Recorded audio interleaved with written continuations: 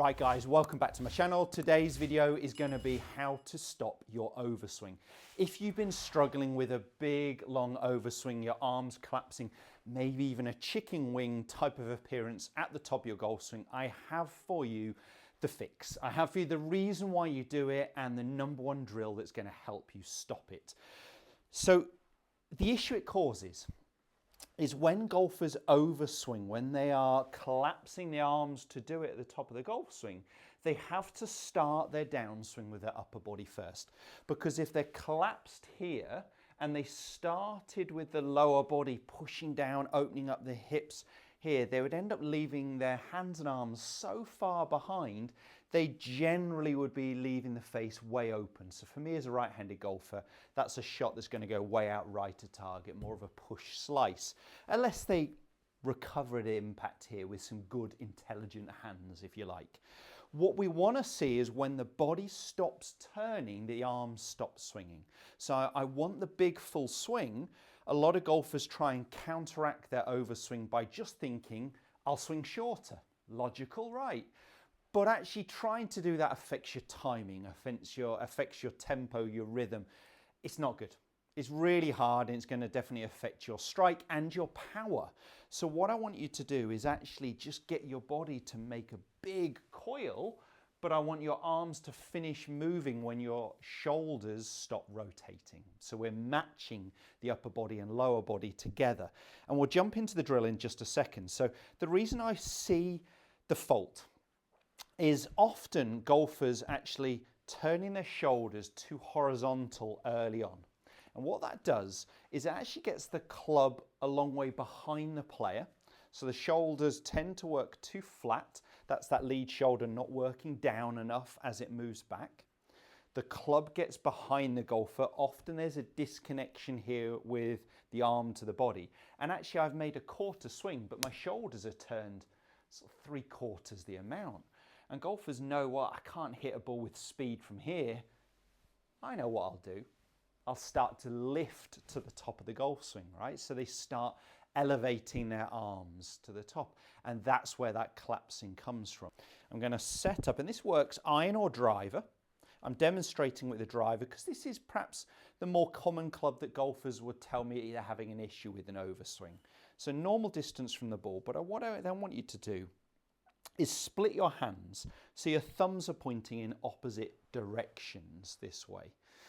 That sort of pins your elbows inwards a little to your body, which I always think is a good thing, especially with this trail arm, because we want it to start to fold correctly. We don't want this type of chicken wing movement in the backswing. What I want you to try and get the sense of here is that the end of the grip is pointing down on the extended ball to target line here. So we're starting to point that grip end down, and that's really getting me the sense of my lead shoulder working down underneath my chin as it starts to turn back. My trail shoulder doing the opposite, moving up and behind me. So now I'm starting to turn, but also keep my posture. So I'm tilting to get this spine angle or maintain this spine angle in the backswing, rather than this type of movement to start the golf swing. It's this type of movement. Now, full backswing, I can stretch my arms out and you'll see that my arms have stopped moving when my shoulders have stopped turning. So it's not a turn on a flat. We actually want this tilt part in the backswing. We need this lead shoulder working down underneath my chin. That's the sense I'm looking for. Let me hold a golf club, get that same feel of what that lead shoulder's doing. And I can't go any further. My shoulders have stopped turning. My hips have stopped rotating. I'm fully loaded into my trail foot, and I've got this short swing. Now with momentum, you'll always go a little bit beyond that because of the speed. So there'll always be a little bit more than your rehearsal, and that's fine. But what we're trying to stop is those big long overswings causing sequencing issues in the downswing. So I'm simply going to rehearse the move. Right, very different to this, isn't it?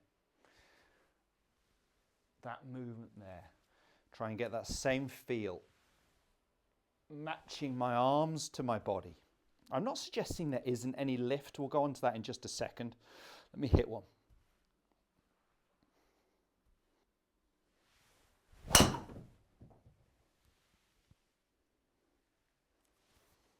Not quite as good a strike as the first swing.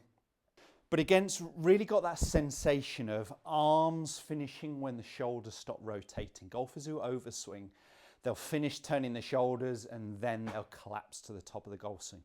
And as I said, perhaps that turn is the wrong terminology. We've got to turn on this tilted axis. So we need to maintain our spine angle. We need this lead shoulder working a little bit more down as it works behind the golf ball, rather than flat and then lift. And as I said, don't get me wrong, there is some lift of the lead arm in the backswing. It does not stay glued to the chest. There is a little lifting movement here, but it's not coming from me doing this with my shoulders and standing up and out of posture.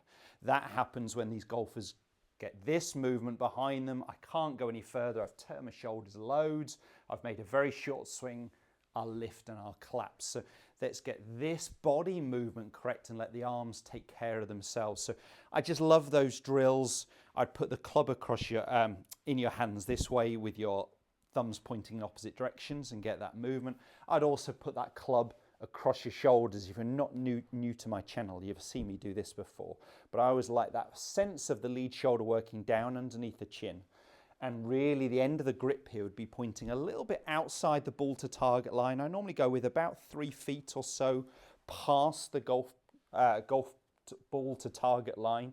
So we're getting this movement as we turn. We're also creating some tilt, very different to this type of movement.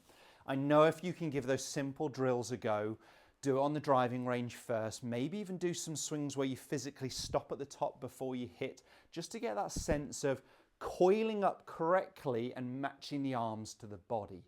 Then you'll be able to take that swing feel to the golf course. There's lots of dead time on a course, so use that time wisely, doing those practice moves, those practice swings, doing those drills, and you'll soon get the sense of what your body's trying to do.